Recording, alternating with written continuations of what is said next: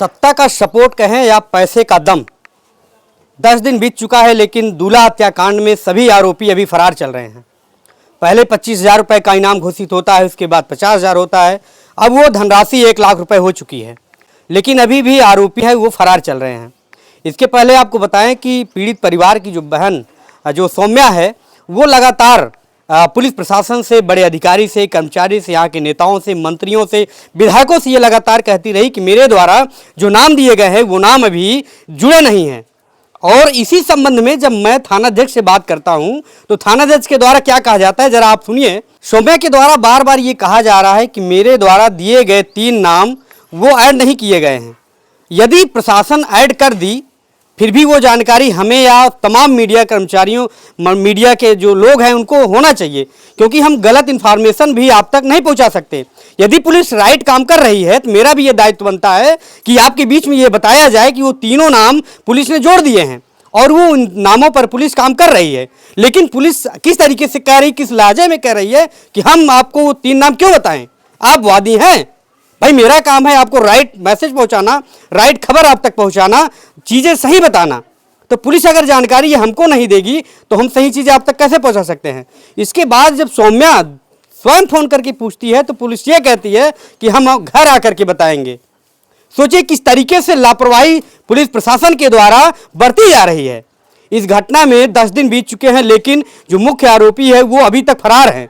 8 लोगों की गिरफ्तारी की जाती है, उसमें एक जो नाम होता है शोले राजभर, उन शोले राजभर की गिरफ्तारी उसमें बताई जाती है। उसके साथ 7 लोग जो अन्य लोग होते हैं उसमें बताया जाता है कि ये सहयोगी करता हैं।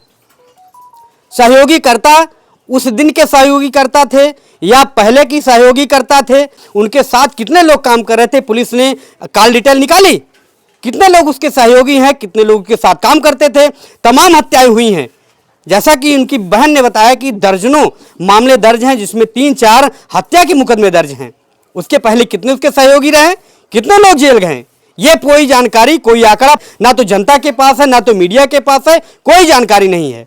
3 साल पहले मारपीट होता है, पिता का पैर तोड़ दिया जाता है, जो मृतक है उसका पैर तोड़ दिया जाता है, हाथ तोड़ दिया जाता है, उस समय भी कोई भी आरोपी गिरफ्तार नहीं किया जाता। ये कहा जाता है कि इसमें गिरफ्तारी की धाराएं नहीं है। पैर टूट गया, हाथ टूट गया, लेकिन गिरफ्तारी की धारा नहीं है। सिर्फ मुकदमा दर्ज कर लिया गया और वो आज ट्रायल पे चल रहा है, कोर्ट में मुकदमा चल रहा है। और आज नतीजा ये है कि 3-3, 4-4 हत्याएं हो गई हैं, हाथ पैर तोड़ दिया गया, लेकिन कोई कार्रवाई होता नहीं दिखा। जिसका ये नतीजा है कि शादी के दिन 1 मई को शादी के दिन घर से 5 किलोमीटर दूर जैसे ही आजाद बिंद पहुंचते हैं रोड पे, उनको गोलियों से भून दिया जाता है। अब आप सोचिए कि एक कार में बैठा हुआ दूल्हा शादी के लिए जाता है और बीच में रास्ते में ही गाड़ी रोक करके ताबड़तोड़ फायरिंग की जाती है और लगातार 4 गोली चलती है और चारों गोलियों में आजाद को भून दिया जाता है।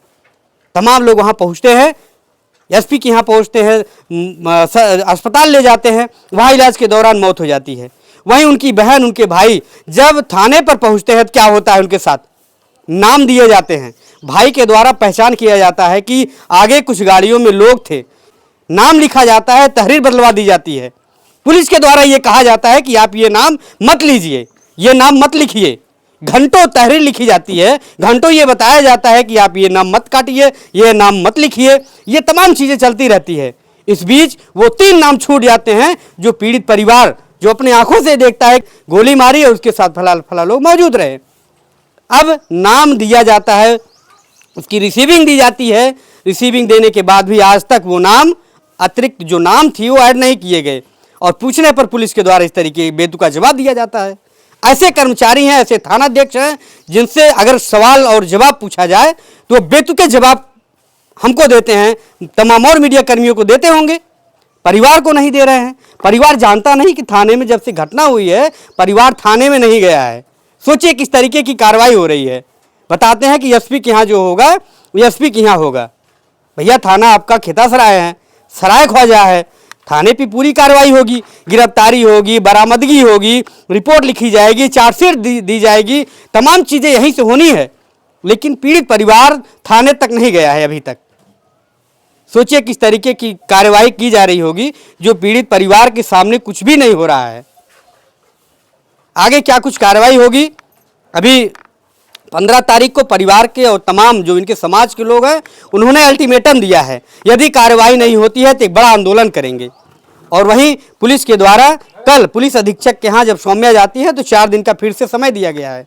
वहीं विधायक, सांसद, मंत्री, पूर्व सांसद धनंजय सिंह भी आते हैं, वो भी कुछ समय का देते हैं, 2 दिन 4 दिन में घर गिरा दिया जाएगा। कोई एक प्रक्रिया होती है जिसके तहत घर गिरा दिया जाएगा, कुर्की की नोटिस चस्पा हो जाएगा। 10 दिन बीत चुका है लेकिन कोई कुर्की का नोटिस चस्पा नहीं हुआ है, क्योंकि अभी तक आरोपी गिरफ्तार नहीं हुआ है। तमाम जो कानूनी प्रक्रिया होती की जाती है, लेकिन वो भी आज कल करके 2 दिन 4 दिन 2 दिन 4 दिन इस तरीके टाइम दी जा रही है।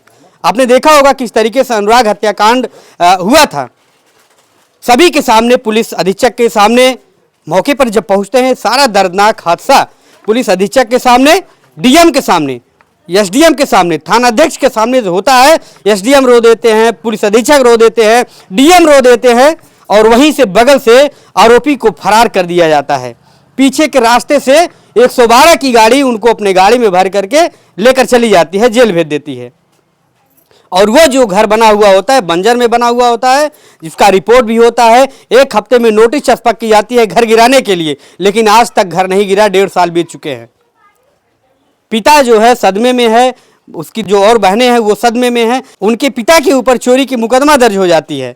सोचिए, पुलिस चोरी की मुकदमा दर्ज करने में इतना जल्दी कर देती है कि पिता को पता नहीं चलता कि मेरे ऊपर किस तरीके की चोरी की धाराएं लग गई है। ये पुलिस का तरीका है काम करने का। अपने ज़िले में तमाम हत्याएं हो रही हैं, किस तरीके से कार्रवाई हो रही है आप लोग समझ रहे हैं। अगर इस तरीके की घटना आपके यहाँ होती है या नहीं हुई है, अगर होने वाली है तो आप सजग रहिए, सतर्क रहिए। अगर आपके साथ इस तरीके की घटना हो जाएगी तो आपको न्याय नहीं मिलेगा। इस तरीके से दरबदर आप भटकेंगे, सालों तक आप कोर्ट कचहरी का रास्ता देखेंगे, आपकी चप्पलें घिस जाएंगी, जूते फट जाएंगे, लेकिन पुलिस प्रशासन के पास आपके लिए कोई न्याय नहीं है। ये नेता, मंत्री, विधायक आपके सिर्फ वोट के लिए आते हैं, आपको सांत्वना देते हैं, उसके बाद वोट लिए उसके बाद चले जाएंगे, आपका कभी चेहरा नहीं पहचानेंगे। आप जाएंगे तो आपको भूल जाएंगे आप कौन हैं, उसके पहले आपका पैर छूते हैं। और वही यहाँ पर भी हुआ। नेता मंत्री यहाँ पर आए और सांत्वना दिए, कल कार्रवाई हो जाएगी, परसों इनकाउंटर हो जाएगा, मुठभेड़ हो जाएगी, तमाम चीज़ें बताए, लेकिन वही सब हो रहा है जो नहीं होना चाहिए। जो और तमाम लोगों के साथ हुआ वही आज इनके साथ भी हो रहा है। कहीं ये सौम्या ने गलती तो नहीं कर दी? आप समझ रहे हैं मैं क्या कहना चाह रहा हूँ। आगे क्या कुछ कार्रवाई होती है, मेरा अपडेट आप तक जरूर जाएगा। आप देखते रहें न्यूज़ अब तक आपके साथ। धन्यवाद।